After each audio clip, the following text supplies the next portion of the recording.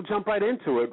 Right now, obviously, after the lockout and, we've got, sort of okay, somewhat sloppy basketball, where do you think, seeing 2 preseason games, where do you think our New York Knicks are looking right now?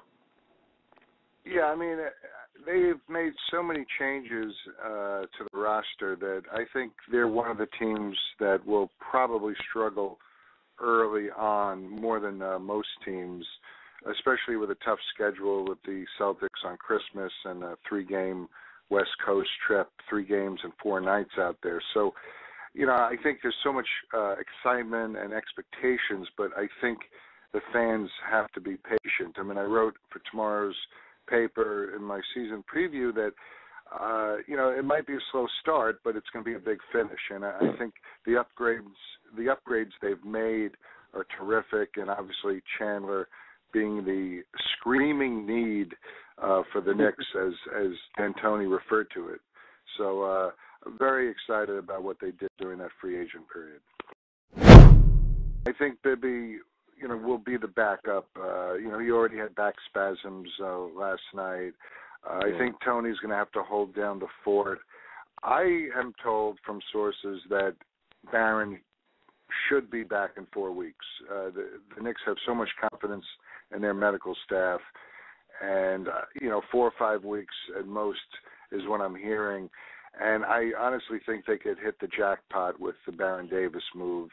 I love his game. I've always loved his game. He's obviously had some attitude problems in the past, but he is in a place where he has always wanted to be, playing at Madison Square Garden every night. I mean, he's from Los Angeles, and surely, he chose the Knicks over the Lakers. I mean, his hometown team. So it just shows how much he wanted to play in New York. So I don't think attitude will be a problem. He's a great talent, underrated passer. And, he's already helped Iman Shumpert. Last night was in his ear about him settling too much for three-point shots and not driving the ball and creating a double team. So Barron will help Tony and Iman. With Melo and Amari, you heard the statement that the coach said Melo would be like Bird, which he's, not as a point forward. But how do you think Melo and Amari will work in this new sort of Knick roster together, sharing the ball and scoring? Yeah, I think the Knicks, the fans are going to see a different Melo than they saw late last season. Honestly, Melo, mentally, he was very fatigued from all the trade talk, and he, was thrust into a very tough situation. He's really been a different person this training camp. He's more of a leader, more selfless. I think he's going to have a terrific season on and off the court. And, technically, as you were saying, as a point forward, him in the pick and rolls, he's going to be in a lot of pick and rolls, and it's going to be very dangerous. A lot of people are going to be open. He commands so much attention. I think that's going to work very well. He's going to have a lot of freedom. He told the Wall Street Journal he'll be able to bring the ball up court whenever he has the instinct, whenever he feels it's the right time. Stoudemire worries me a little bit. Listen, I think he's come back to training camp in very good shape, and I think he's expanded his outside game. He looks like he could hit the three-pointer, but I don't know if he's is as explosive as maybe 2-3 years ago driving to the basket. I saw him during a couple of charity games during the lockout. He didn't have an explosive move to the basket where he was getting to the hole, and I haven't seen that much in preseason. I'm hoping it's just a matter of rhythm. But the one good thing is he's going to be better defensively, having Chandler with him back there, and I think he has expanded to the three-point line, which will be key. Besides Tyson Chandler, the addition of Mike Woodson and the defense, how do you think Mike Woodson is going to help this defense? I think he already has helped, and, last night it was a sloppy game, but the Knicks, played solid defense. The Nets are probably going to be a terrible team this year, but, they did hold them. It was like 79 points until the buzzer three. And I think Woodson has given them confidence. He's given them a stability, a consistent strategy. And I think in the first 3 years under D'Antoni, it was a very ambiguous game plan defensively. And right now, I'm told Woodson is clearly the voice in the boardroom when they talk defense, Woodson is the one talking, and according, Stoudemire has said we're getting better every day.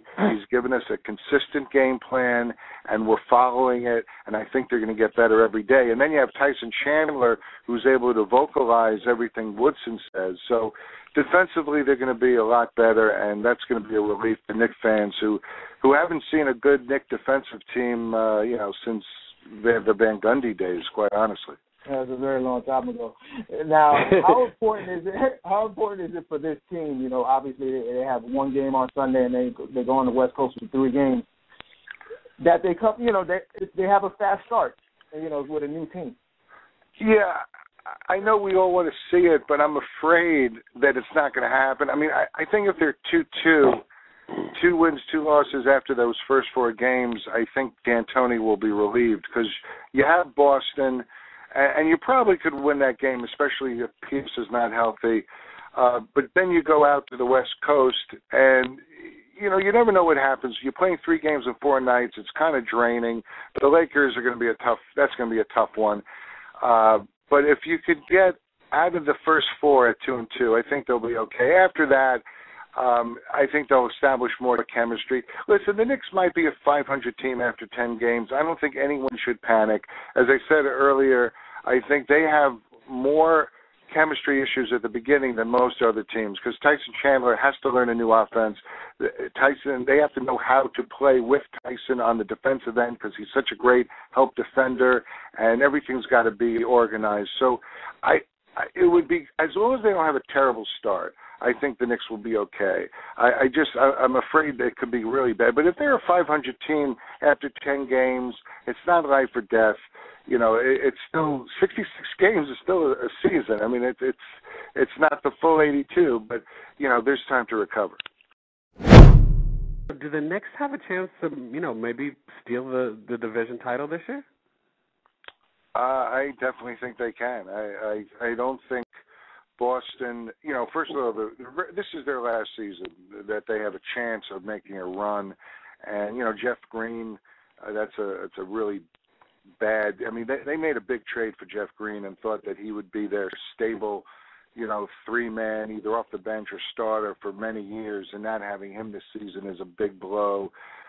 Rondo, he's the key to everything, in my opinion, and he's very good. I just think the Knicks can be better than the Celtics this year. I think their best days are behind them.